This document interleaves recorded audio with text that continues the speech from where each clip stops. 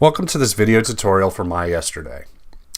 This video is intended for all funeral home users, whether they are normal users or admin accounts, and we'll go through the process of the Obituary Short Story Wizard.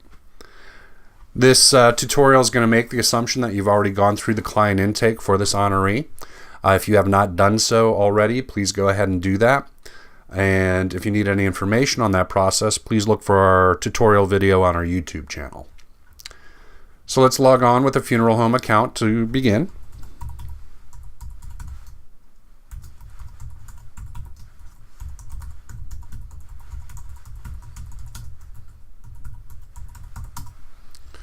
And if our account was associated with multiple funeral homes, we have to select the funeral home we want to use for this session. If we were only associated with a single funeral home, we would have been brought right to this main menu. So let's go ahead and click the Obituary Short Story Wizard link.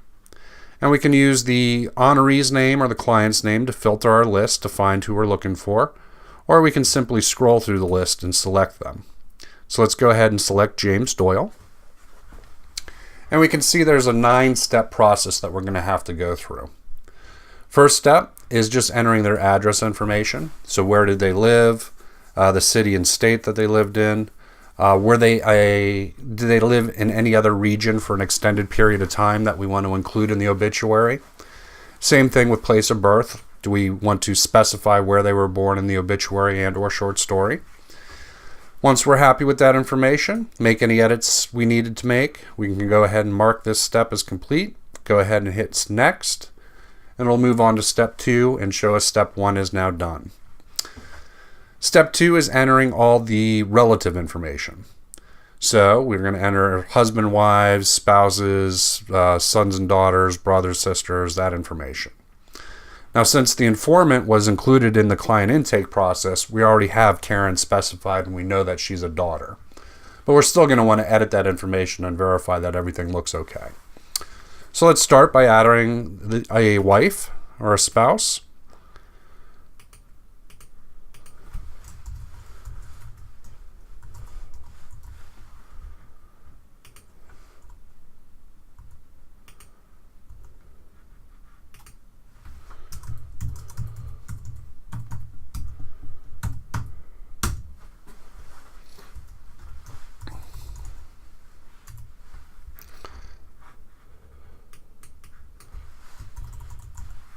Once we're happy with the information, we're going to go ahead and hit OK. And we can see that they've been added. We can add another child. So we'll add a son.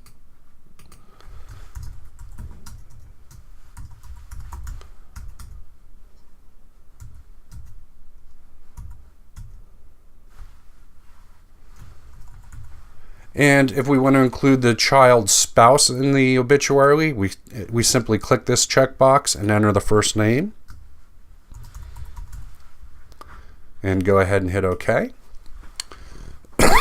Excuse me. Now in the list here, if we wanted to change the order in which the children would be listed, we can just simply drag it and it'll see now Jack's ahead of Karen. If we want to put it back, move Karen ahead of Jack. We can enter the honoree's parents' information.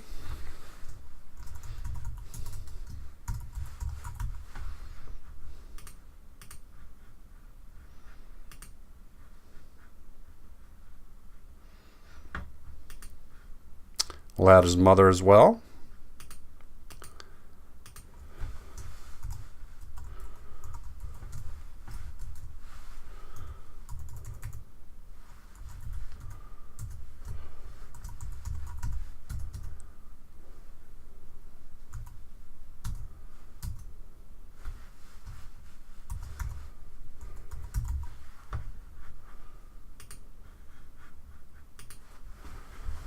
And we'll say he had a brother.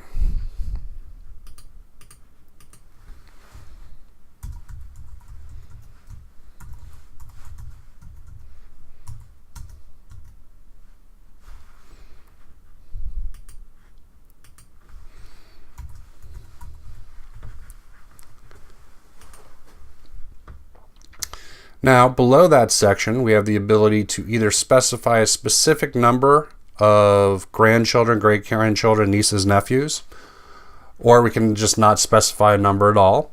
So we'll say he had 4 grandchildren, no great-grandchildren, 2 nieces, and no nephews in this scenario.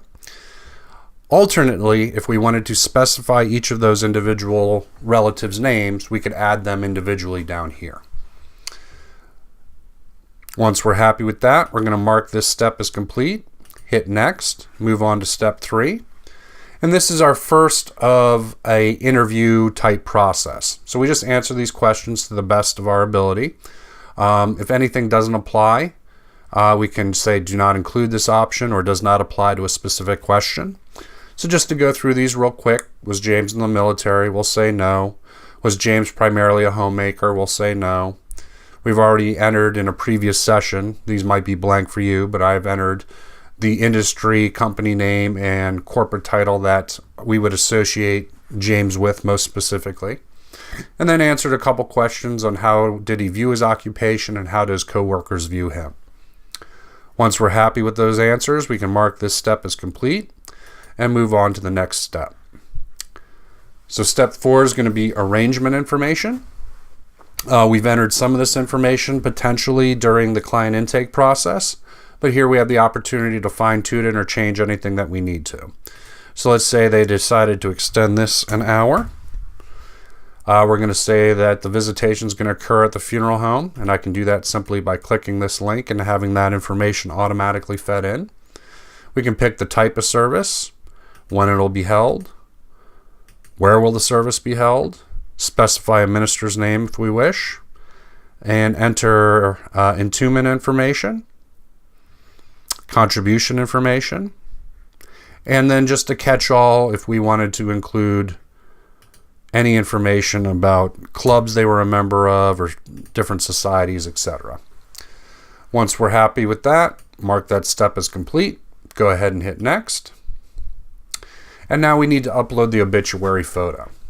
If the client has brought these with him or them, you can go ahead and scan them. If they had them electronically already, great. If they need to take care of this at a later date, we can also skip this step and just include it down the road. But let's go ahead and select a photo. So I'll say upload photo, browse on my computer to a photo I want to use, choose it. It's going to upload it to the system. And since I can see it is on its side, I'm going to want to go ahead and edit that. We'll rotate it to the right to get it right side up. We've got it cropped so it's a little bit zoomed in. And then we'll hit save. Now that we're happy with that, we're going to mark this step as complete. Hit next. And now we can look at how our obituary is going to read. Here we can go ahead and edit it and make any changes that we need to. If we have different templates seated in the system, we can choose the different paper templates. Could change the order or the phrasing of the obituary accordingly.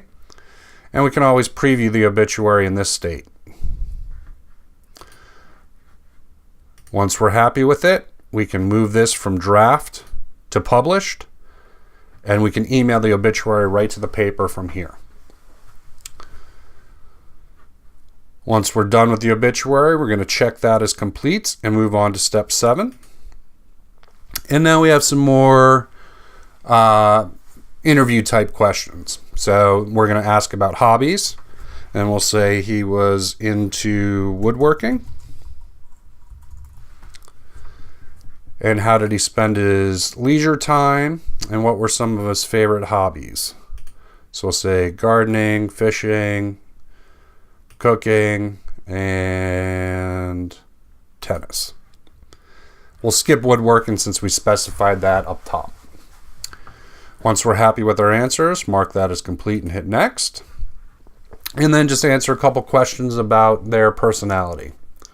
So we'll say they were a mentor and a teacher, and he will always be remembered as a caring friend, father, and husband.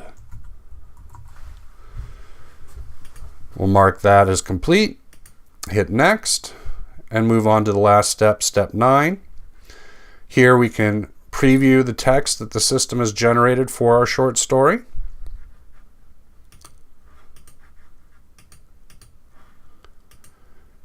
We can preview the actual layout of the short story.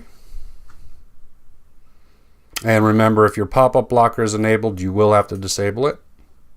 We can look at the proof to make sure everything looks okay. And it just puts in generic pictures until the license is purchased, at which time you'll be able to replace it with actual photos. If everything looks okay, we're going to go back, and now we have the question whether or not they want to purchase a My Yesterday license, yes or no.